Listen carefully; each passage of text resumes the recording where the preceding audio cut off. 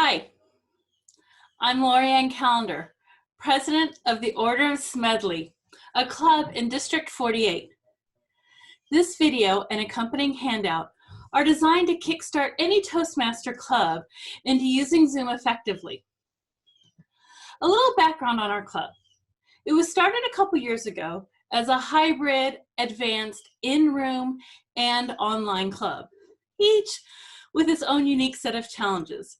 As many members travel frequently for work or pleasure, this technology blends the best of both worlds while never missing a meeting.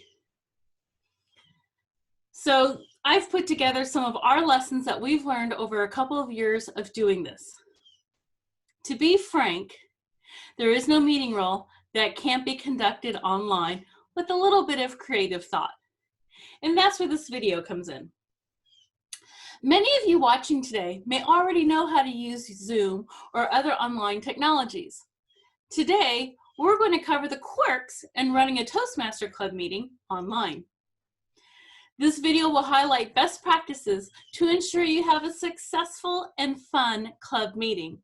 I stress the fun part because the technology can be a little overwhelming for some. But if we incorporate the fun into the process, it will be a lot easier to adapt to.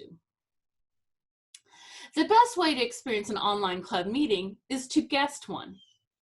If you can't, I encourage you to watch one or two of our club meeting videos archived at theorderofsmedley.org. Let's get started. There are two main lessons we learned at the Order of Smedley that we'll jump into first before the technology. First, meetings online go a lot faster than in person. We have found that a typical 1-hour club meeting can be done in as early as 45 to 50 minutes. Next, we learned to establish a TechMaster.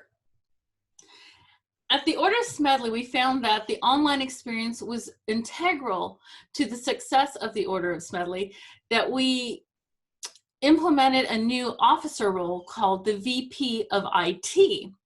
And under him, we have a couple of TechMasters that rotate in and out.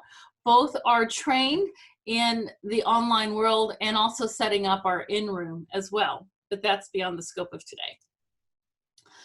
The TechMasters have a huge role in running the online meeting, and it's the TechMaster role that we're going to be focusing on today. Before the meeting starts, have your TechMaster create a quick tech check before the gavel. Since your meeting will run faster, this can happen at your club meeting's original start time. The handout that should accompany this video will include these following items of what the tech check should include. First, ask everybody to mute their microphone. Zoom allows to have multiple hosts, and the TechMaster should be one of the hosts.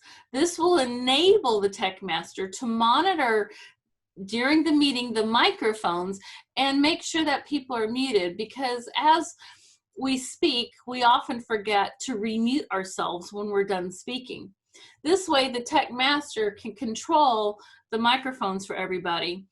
And it isn't that it's a bad thing, it's just that there's a lot of ambient noises everywhere that we are. If we're joining from our car or the park or a restaurant or even on our front porch, there's a lot of ambient noises that we can't control, like a passing fire truck or often in my case, a barking dog.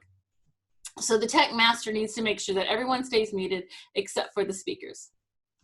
Next is the virtual applause.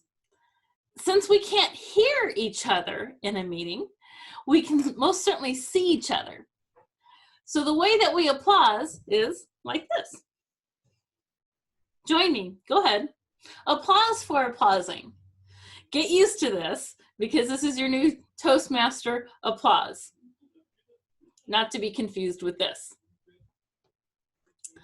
Next, something that we lose in the online world that we have in the in-room world is the ToastMaster handshake.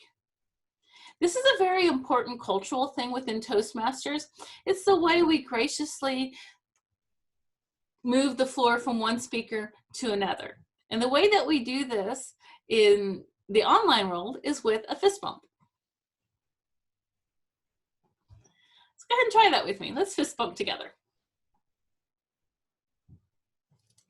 Bet you didn't even do it. The next is to have a lot of silly fun in the online world. Because we're meeting online and not face-to-face, there's some dead space here and there, 15 seconds, 30 seconds, and it's a lot of fun to have a good time with each other. I encourage you to go ahead and do that. In Zoom, you have the ability to pin one of the other videos, one of the other members to your screen. Now, when you have a timed speaker, such as a manual speech, a table topic, or an evaluator, anybody that the timer is timing, you want to pin your timer to your dashboard.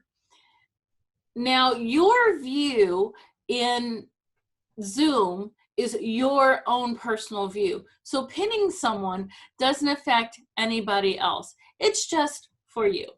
So you go ahead and pin your your timers if you are a timed speaker. That way you can see when the red light is coming up or the yellow or the green. It really doesn't matter what you use for your timing cards. It can be something really small. It just needs to take up the entire space of the camera and be able to stay there. Now, the TechMaster will be monitoring the chat box during the meeting. And you want to make sure that during the tech check that everybody can see the chat box. Now, when our TechMasters first log in and set up the meeting, the first thing they do is they put links to any helpful resources. We like to create a post on our website for each meeting and put our agenda and any speaker handouts out there so people can download them and access them. So we put that link to the meeting right there at the top of the screen and links to any other resources that we might need. Now, Zoom has several different views that you can choose from in your own personal view. There's a speaker view, there's a gallery view, there's a variety of different views. We recommend the gallery view and that you keep that active so you can see as many people as possible as if you're in the same room. This makes the virtual pause mean a whole lot more when you can see a lot of people doing it at the same time. When your speaker is sharing a screen, say they have a presentation or they're showing photos, what have you, the shared screen will override your gallery view, but only during the time of the shared view. Once the speaker has released the shared view, then your gallery will return afterwards, and then you can see everybody applause the speaker. Now, there are quite a few different buttons in Zoom that you should be aware of, and they happen depending on your desktop or your mobile phone and how you access them. The biggest one is being able to access the chat box and muting yourself. Those are the two big buttons that most people just need to become aware of. And of course, how to pin a video in gallery view. Now, the TechMaster and the ToastMaster should come up with a way to communicate directly with each other. Because the TechMaster will be managing the chat box during the meeting, the ToastMaster has a lot going on and may not be able to effectively keep up with what's going on in the chat window. That's okay. If the TechMaster and the ToastMaster want to say use their cell phones to text message with each other or use the private chat in Zoom to communicate things back and forth, that works too. we found there's no reason not to stick to a normal meeting agenda. Now, your agenda may be padded with an extra minute here and there for walking up to the front of the room and back again, but you can keep that there. Just know that you're probably going to run faster than that. A quick meeting has a couple of opportunities that you can take advantage of. One is you can have additional manual speeches. So instead of 2 speakers, maybe you have 3 in your meetings. The other is that you could have more people participate in table topics, or have 100% table topic participation. So that's a really good benefit too, because we did find that table topics do run really fast online because you don't have the whole walking up to the front and back again. It's really quick. You can pick on someone to be the next speaker and move a table topic session along, and I'll probably get a lot of your members in, depending how big your club is. Lastly, at the end of the meeting, we want to ensure that the general evaluator sticks to the role of general evaluator and can focus specifically on general evaluator items, such as evaluating the evaluator, talking about flow of the meeting, things of that nature. At this point, after the general evaluator has finished their piece, ask your TechMaster to evaluate the online experience based on his experience of the group. Things that your TechMaster may want to comment on at this point is how well the technology was being used. Maybe someone was in a dark room and you couldn't see them. This is a time to bring up lighting. Maybe not everybody was muted and it was hard to hear, or someone has a bad microphone attached to their camera. That's something to bring up at this point. It's also something you can cover in your tech check, is to do a microphone check with everybody as well. Perhaps a speaker got flamboyant and kept leaving the viewing area of the camera so you couldn't see them all the time. That's something that could be brought up at this point. And maybe to review how to use the chat box, because people forget to use the chat box. They forget that they're being chatted to mute themselves or something along that nature. So those are things that the TechMaster can comment on. Your meeting will be unique with its own members and their own skill sets with technology.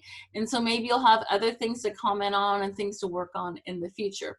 So separate the general evaluator from the online experience. That way the general evaluator can focus on the meeting role and the other speakers, and the online TechMaster can focus on the online experience itself.